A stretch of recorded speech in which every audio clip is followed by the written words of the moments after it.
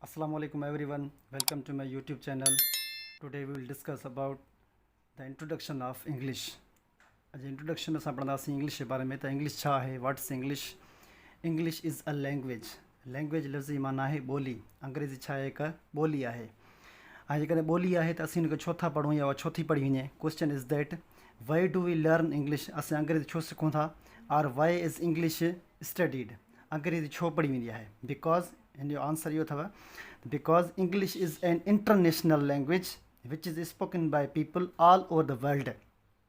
छाकाणि त अंग्रेज़ी हिकु बैन अवी ॿोली आहे जेका माण्हुनि जे ज़रिए सॼी दुनिया में ॻाल्हाई वेंदी आहे। बैन अवी लफ़्ज़ जी माना आहे ॿिनी या वधीक क़ौमुनि में वास्तेदार। That means which is spoken far of countries, जेका ॿाहिरिनि मुल्कनि में बि ॻाल्हाई वेंदी आहे। जेकॾहिं असां अंग्रेज़ी सिखियल हूंदासीं, असां ॻाल्हाए सघंदासीं त ॿियनि मुल्कनि में बि असां अंग्रेज़ी ॿोली ॻाल्हाए सघूं था। उन खां पोइ क्वेश्चन इहो आहे त who is called the father of English? Who is called the father of English? उन जो आंसर अथव जोफ्री चॉसर। हीउ क्वेश्चन में बि तव्हांखे टेस्टुनि में अची वञे त इंग्लिश लर्निंग सां गॾोगॾु त तव्हांजी माना जीके जी तयारी थींदी ईंदी।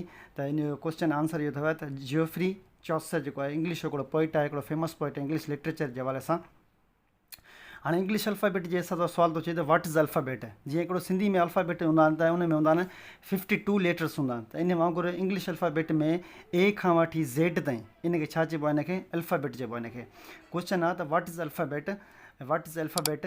आंसर त वञो त a set of letters or symbols in fixed order. A set of letters or symbols in fixed order. English alphabet में जेको आहे सो set of letters from A to Z, A खां वठी ज़ेड ताईं जेका बि अल्फ़ाबेट हूंदी आहे उनखे असां छा चवंदा आहियूं? अल्फ़ाबेट खे। इंग्लिश अल्फ़ाबेट में टोटल लेटर्स जेके हूंदा आहिनि ए खां ज़ेड ताईं हूंदा आहिनि। हाणे व्हाट इज़ अल्फ़ाबेट असांजो थी वियो। क्वेश्चन असांजो थी वियो व्हाट इज़ लेटर। हाणे ABC में असांजो सवाल टोटल आहिनि 26 निशानियूं, 26 अखर आहिनि। ए खां वठी ज़ेड ताईं टोटल 26 अखर आहिनि, ए खां वठी ज़ेड ताईं। हाणे हुनखे ए खां वठी ज़ेड ताईं हर हिकु अखर खे छा चइबो आहे? हिकिड़ो क्वेश्चन आहे असांजो what is letter? What is letter? Letter लफ़्ज़ जी माना आहे अखर। लेटर लफ़्ज़ जी माना आहे अखर। लेटर जी खोड़ सारी मीनिंग थींदियूं थियूं। जीअं मिसाल फॉर एग्ज़ाम्पल लेटर जी माना हिकिड़ी ख़त बि थिए थी, जीअं असां लिखंदा आहियूं एप्लीकेशन्स, पैराग्राफ्स, लेटर्स। असां स्टूडेंट्स खे लिखंदा आहियूं स्कूल्स में जेको आहे सो ऑलमोस्ट जो लिखियो वेंदो आहे पैराग्राफ, एप्लीकेशन, लेटर। त उते लेटर जी लफ़्ज़ माना ख़त आहे, पर हिते लेटर लफ़्ज़ जी माना अखर आहे। ऐं हिकिड़े वर्ड जूं डिफरेंट मीनिंग्स हूंदियूं, पर अकॉर्डिंग टू द यूज़ेज असां हुन लफ़्ज़ जी माना कढणी आहे।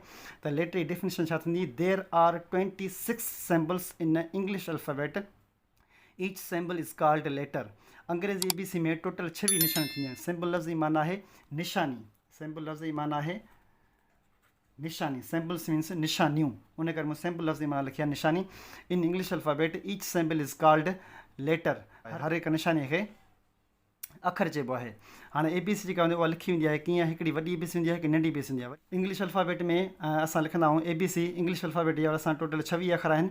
उहा ABC हूंदी आहे। हिकिड़ी ABC आहे ए खां वठी ज़ेड ताईं कैपिटल लेटर्स में लिखियलु आहे, ऐं हीअ जेका आहे ए खां वठी ज़ेड ताईं स्मॉल लेटर्स में लिखियलु आहे। कैपिटल लफ़्ज़ जी माना आहे वॾो।